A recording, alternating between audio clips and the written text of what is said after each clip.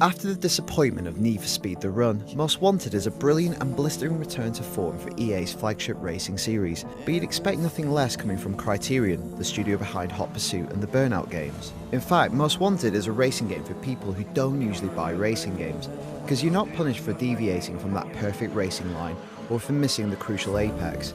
In fact, deviation is something it actively encourages. You'll explore back roads and rooftops, beaches and factories, but Most Wanted, as its title suggests, also encourages deviance. You'll break the speed limit, ram police cars into oncoming traffic and jump across unfinished bridges, and you'll be rewarded for it too.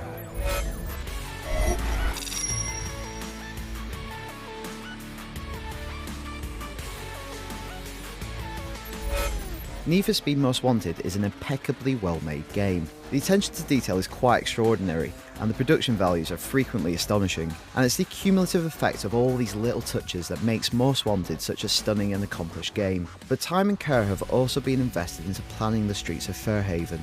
At first, the city seems limited, a little samey and urban, but over the course of the game you'll explore its hidden depths and see sides you never knew existed, from underground tunnels to power plants and airplane graveyards. The whole experience is wonderfully continuous. When the race ends, it doesn't reset the world.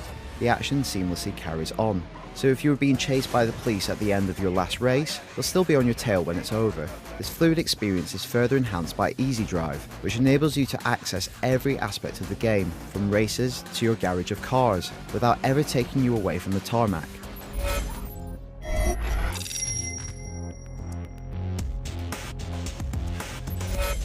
The aim of the game is to become the city's best street racer. To achieve this, you need to rack up speed points by winning races, setting off speed cameras and evading the cops.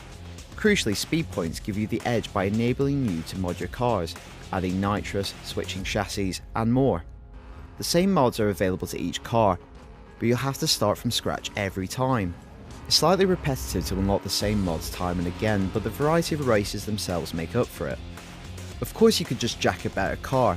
One of the best things about Most Wanted is that most of its 41 cars are available to drive right from the start, from the mundane Lancia Delta to the highly desirable Aston Martin V12 Vantage. You just have to find them. Each car has 5 races of varying difficulty open to it, and they're fairly varied too, from straightforward circuit races to speed runs, which require you to maintain a ludicrously high average speed while avoiding traffic.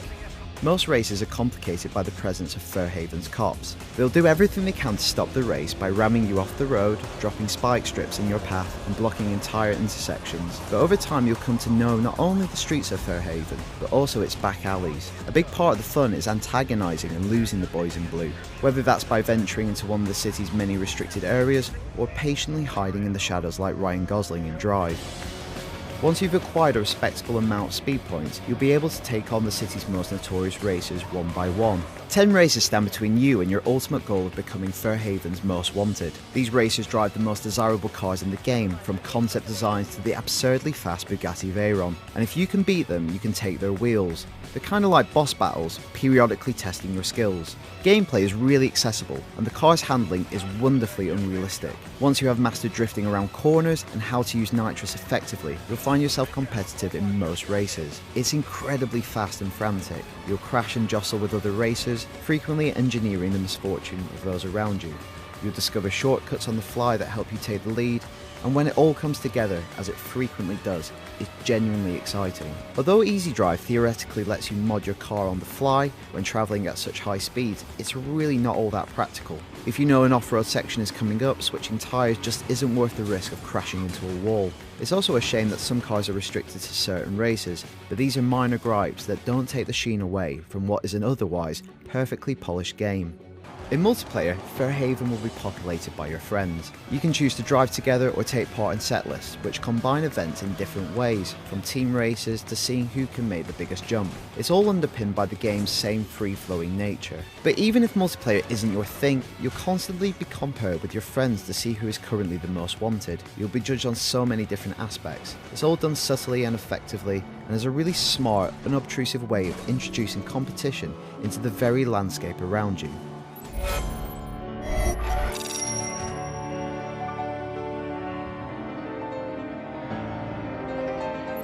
Need for Speed Most Wanted is a game that craves speed and rewards aggression and risk-taking. Equally, it has a healthy disregard for reality and the laws of physics. You'll jump improbable distances, drift around corners with shredded tyres, and drive away from the most spectacular crashes unharmed. But the execution of Most Wanted is so good. You'll find quality in almost every aspect. The visuals, the gameplay, the world design. It all combines to make Most Wanted one of this year's most exhilarating experiences. For the latest on Need for Speed Most Wanted, keep it locked on IGN.